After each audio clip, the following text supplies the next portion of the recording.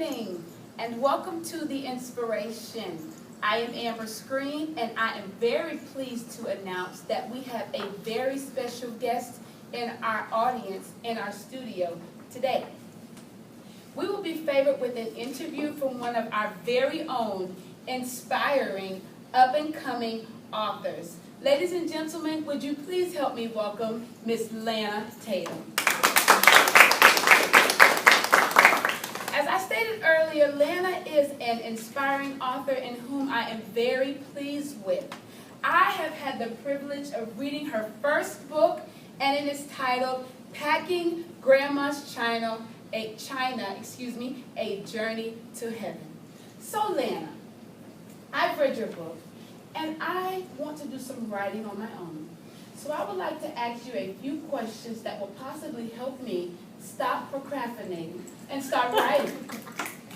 The question is threefold. Number one, what inspired you to write about your grandma's china?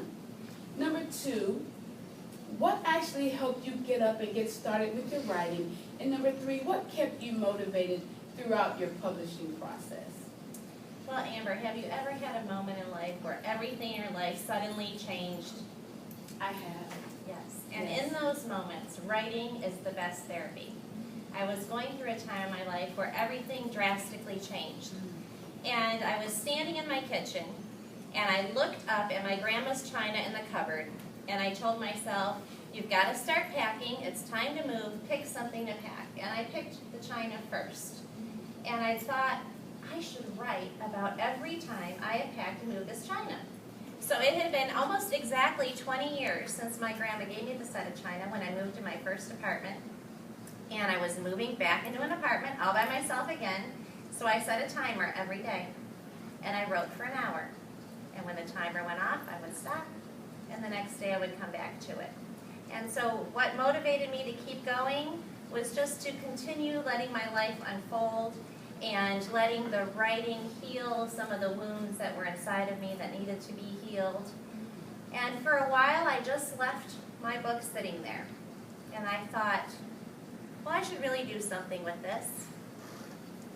And then I got scared. And I thought, well, who's going to want to read my story?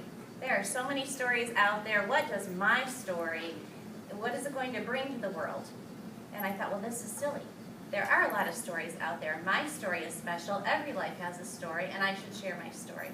So I decided one day, okay, I'm going to do this. And I went on a writing workshop cruise, and they gave me some of the tools to help me to go to the next step and actually publish my book. Well, you said a lot of great things, Lana, and one thing I liked that you said was you were afraid. You thought that no one was concerned about your story, but somehow you pushed past that and you wrote your book. You have a lot of encouraging things in your book. So if you don't mind, if you could just read one little piece out of your book that will help some of the afraid authors in the covering, like myself. You want to come out? Okay. Thank you. I have just the part, and it's actually at the end of my book. It says, begin writing about those pivotal moments in your life. Suddenly, one day you will be inspired, as I was while packing my grandma's china, on how to organize them. Write through the laughter, and keep writing even through the tears. When you are learning or doing something new, resistance from yourself and others, but mostly from yourself, always shows up. When you push yourself further than you think you are capable of going, physically, emotionally, or spiritually, you realize that what used to be challenging is suddenly easy. Remember that who you are today is not who you were last year, nor is it who you will be a year from now. When you begin to doubt your truth, persevere. The reward is worth it. Wow. Wasn't that beautiful, ladies and gentlemen? Yes. Beautiful, beautiful. Thank Now, I read about the number 13 a couple of times in your book. Help me understand the significance behind 13 in your book. Well, I know there are a lot of people out there that think that 13 is an unlucky number. And then one day I was reading, this is my favorite book to read to fourth graders, and I read about the Great Seal of the United States, and you wouldn't believe it.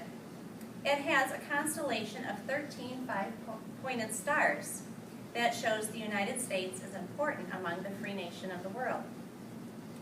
Our national bird is holding an olive branch with 13 olives and 13 leaves. And in one claw, they use this for a symbol of peace. The eagle also holds 13 arrows as a sign of war. The shield has 13 red and white stripes for the original states under a blue bar that stands for the president and Congress. So I thought, well, 13 is really not an unlucky number. And the number kept coming up as I was writing. My grandma was born on January 13th. She passed away December 13th. She had 13 brothers and sisters, and you're not going to believe it. Guess how many times I moved to China? No way. 13. Wow. Yeah. Wow. And guess when I published my book? No 2013. Way. Wow. Well, see, I'm glad you shared that because perception is reality to some people. So had I never heard that, I honestly would have thought 13 was a bad number, and I would not have wrote about it. But I'm glad you shared that, and now I can look at 13 in a different light. Thank you, Lana. You're welcome. A journey to heaven. What does that mean to you? I believe that we are all on this journey together, and our purpose is to keep growing and learning and changing. And my grandma believed, and a lot of people believe, that heaven is a place that you go when you die. And so I've changed my thinking on that, and I think that we're on this journey going to heaven, and that we can create life experiences and special occasions in our lives to create heaven in our life right now. And so I asked people, when was the last time you have used your china? And I would like for everyone to make every day in life a special occasion to use their china. This is a sample of my grandma's china, and it's the only set of dishes that I own right now, and I use it every day. Now, I like that. Now, just one question. For those who are in our audience who don't have any china, would you provide china for them? I would love to provide china for them, and I'm sure there are many outlets and people out there that have many sets of china that they would be willing to help someone out, especially those that haven't been using them. Great. I appreciate that. Now, Lana, your book is very different from a lot of books on the market, and that's why I really do like your book. It's made some readers cry. It has made some readers laugh, some readers who are in very dark places in their life. It's given them hope to come in the light and to dream again. As you reflect back on some of the readers that you spoke with, what do you like most about what they've shared about your book? I think the thing that I like most is hearing people sharing their china stories. Every time I do a book reading, I ask the people in the audience to share with someone they might not know their story of their china, or a set of dishes, or even their chinette, whatever it is that they have. And the emotions that come through when people talk about loved ones that have passed away, or special family moments. And then I've had experiences where people have embraced that concept of making every day in life a special occasion, and they've sent me pictures the next day. They brought their china to work, and they had an office luncheon, and they used their china, or a special meal with their family that they weren't planning on having. And men have shared just as many stories as women, which I was not expecting. Wow. Wow, now that's good to hear because a lot of times men are very reserved and they don't like to share what really happens with them. So that is good. That is inspiring in itself. I like that, Lana. Now, thank you, Lana. I don't want to take up all your time. I know you're busy on the road, book signings and all of those things. So we appreciate you coming by. We appreciate you empowering us and giving us the hope to share our story. Thank you, Amber. It's been a pleasure talking with you about my book, and I hope that I have inspired you to share your story. Oh, yes, you have. And ladies and gentlemen, there you have it, straight from Miss Lana Tatom herself. Could you help me and give her one more round of applause?